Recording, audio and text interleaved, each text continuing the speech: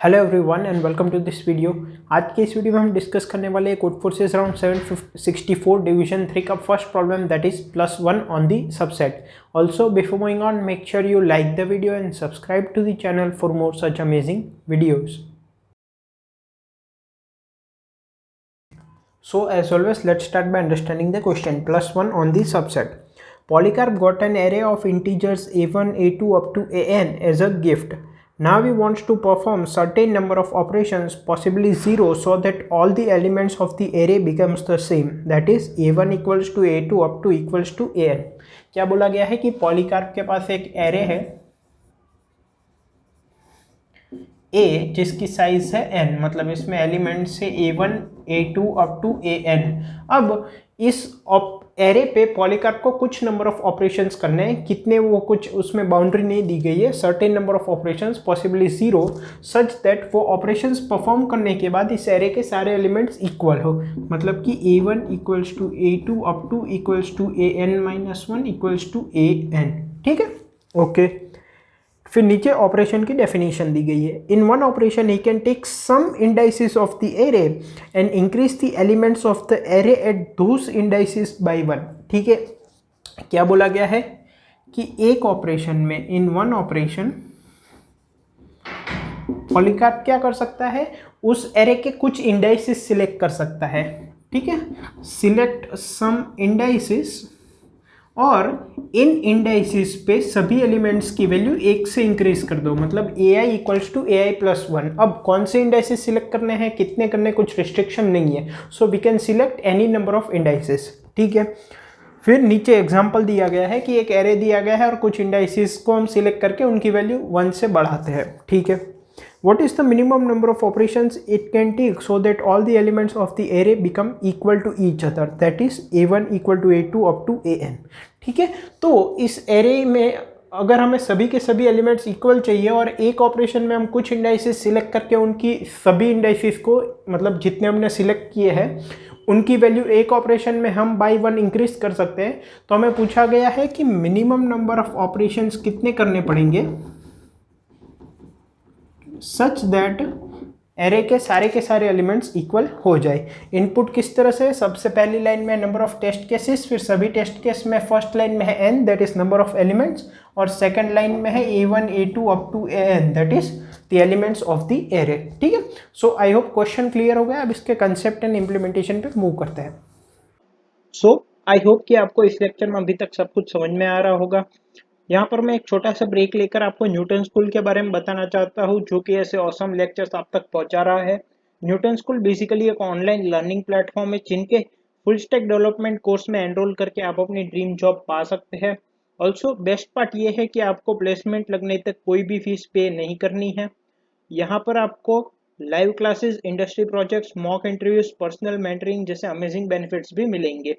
So make sure to check out the link in the description to skyrocket your career with Newton School.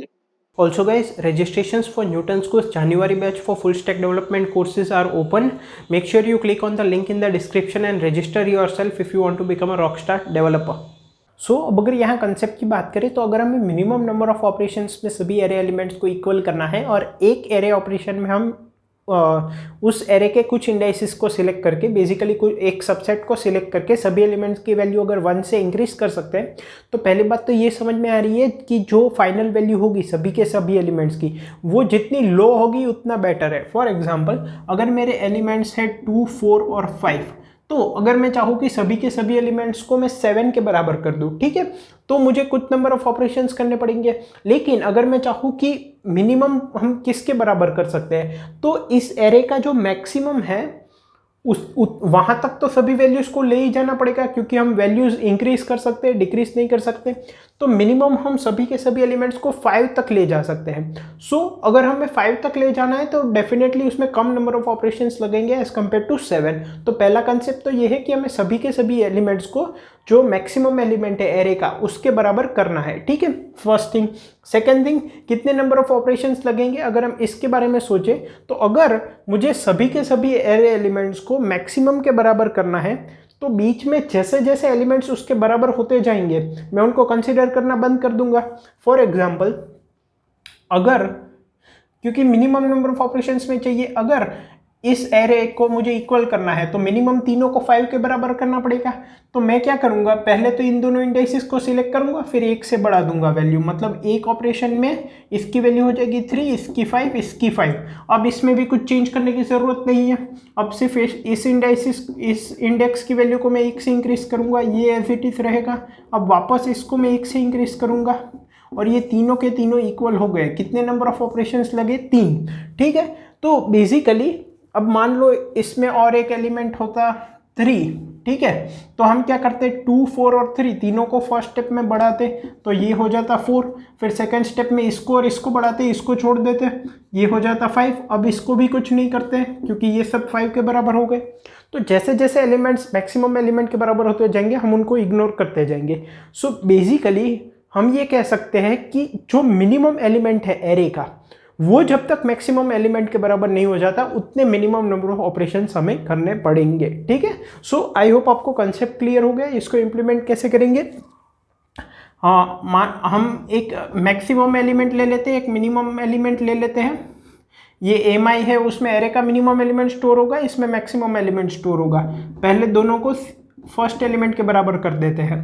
अब आई की value 1 से लेके n-1 तक run करते हैं और इनको अपडेट करते जाते हैं। मतलब कि एम ए में हम क्या स्टोर करेंगे, एरे का maximum element. So M A equal to maximum of M A comma A of I, और M I equals to minimum of M I comma A of I. ठीक है, so basically हमें कब तक operations करने पड़ेंगे, जब तक एरे का मिनिमम एलिमेंट मैक्सिमम के बराबर नहीं हो जाता। सो हमारा आंसर क्या होगा, बेसिकली अगर हम हर एक स्टेप में 1 से वैल्यू बढ़ाते हैं तो हमारा आंसर हो जाएगा मैक्सिमम माइनस मिनिमम। तो हम इसके बाद एम ए माइनस एम आई को प्रिंट करवा देंगे। ठीक है, यहाँ पे टाइम कॉम्प्लेक्सिटी क्या होगी, एक फुल लूप लगानी पड़ेगी। So we can say it will be number of test cases into n, that will be 5 × 10⁴, जो कि गिवन टाइम लिमिट में इजीली हो जाएगा। सो आई होप आपको क्वेश्चन, कंसेप्ट और इम्प्लीमेंटेशन तीनों क्लियर है। इसका सोल्यूशन कोड मैंने कमेंट्स में प्रोवाइड किया है। Thank you.